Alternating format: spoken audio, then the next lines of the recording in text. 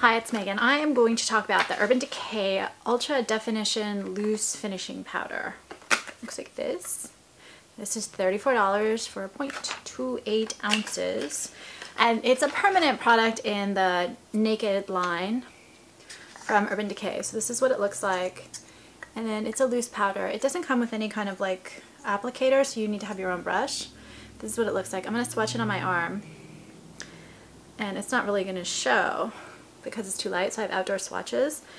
My color is medium light, and I really like this powder. I have also, and I'm going to show the comparison, I have the other one. I'm going to do a separate video for it. I have the pressed finishing powder, and I'm going to compare the two as well, but I'm going to do a separate video for that.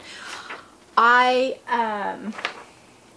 much prefer a pressed powder, except I also like a light coverage, so I've learned over time that I like the look of kind of a loose powder like this better, and so I try to buy these and not the heavier pressed powders. The pressed powders tend, on my skin, I've especially got dry skin, so sometimes it can kind of suck in too much powder really easily, and then I look kind of pasty, chalky, you know, fake, really bad. So the dry powders are just a lot easier for me to get the light finish that I like.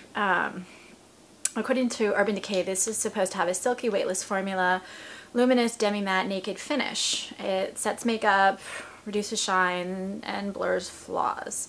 There are 5 shades.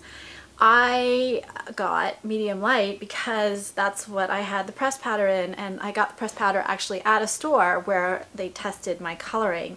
The colors are really different, and I looked online after I saw the difference. So look at this. Let's see if I can do them both. Oh, I just got it all over me. That's the problem with loose powder. I just got it everywhere. I looked up online at other reviews, and other people said the same thing. That this medium light, so this is medium light in the pressed powder, this is medium light in the loose powder. I just spilled it everywhere. People said that they didn't notice a lot of difference between the pressed powder in medium light. I'm not going to show it again because it's everywhere. In medium light and medium, and that the medium light was just a little bit more yellow. I have a yellow based skin tone, so that's actually a better thing for me. Look, it's everywhere. Like literally everywhere.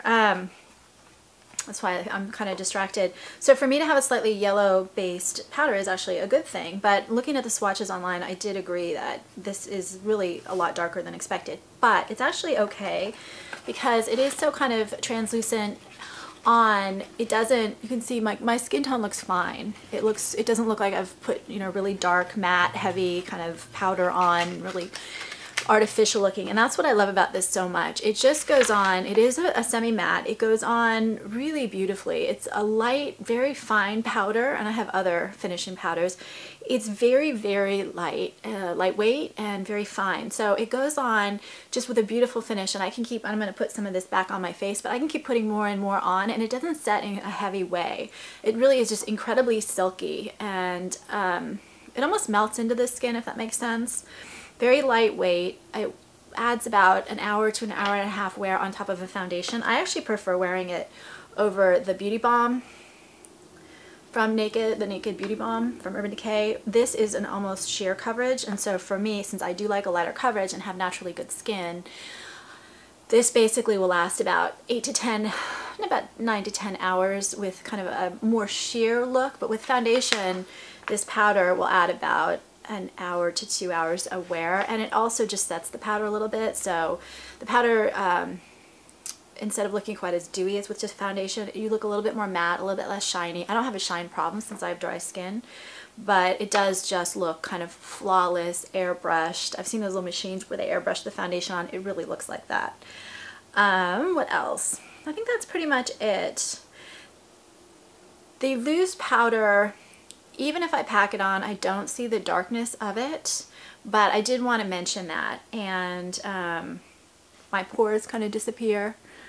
I do have a foundation on, and I do have naturally good skin, but I think it's a very luminous finish to it. So I think that's pretty much it. I'm going to clean up the mess here. If anyone has this or has comments about the colors, because I'm gonna go check out the lighter version actually. Next time I'll probably buy the light, but I want to see the undertone to that one.